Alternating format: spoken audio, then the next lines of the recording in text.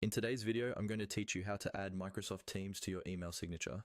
Having a direct Teams link in your signature makes it really easy for colleagues or clients to start a chat or call with you straight from any email you send. I'll walk you through this in Outlook on the web, step by step. First, open your web browser and go to Outlook. Sign in with your account if you're not already logged in. Once your inbox has loaded, look toward the top right corner of the page for the settings icon. This usually looks like a small gear.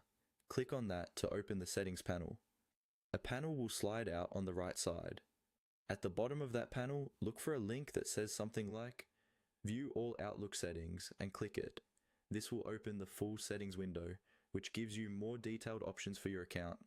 In the settings window, find and click on the section labeled Account or Accounts. This is where Outlook stores options related to how your account behaves, including your email signatures. Once you're in the account section, look for an option called Signatures and click on that.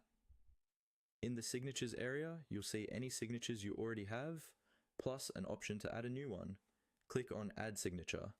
Outlook will create a new signature and show you a text editor where you can type and format it. In the text area, type the content of your signature as you'd like it to appear. For example, you might include your name, job title, company, and contact details. Somewhere in your signature, type the phrase you want to use for your Teams link, such as chat with me. This will become the clickable text that opens Microsoft Teams. Next, use your mouse to highlight the chat with me text. Make sure the entire phrase is selected. With it highlighted, look at the formatting toolbar above the text box. Click on Insert, and from the drop-down options that appear, choose Link. A small window will pop up asking for the web address. Paste your Microsoft Teams chat or meeting link into the URL field. Once the link is in place, click OK to confirm.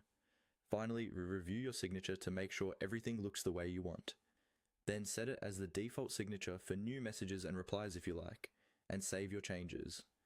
You now have a Microsoft Teams link built right into your email signature.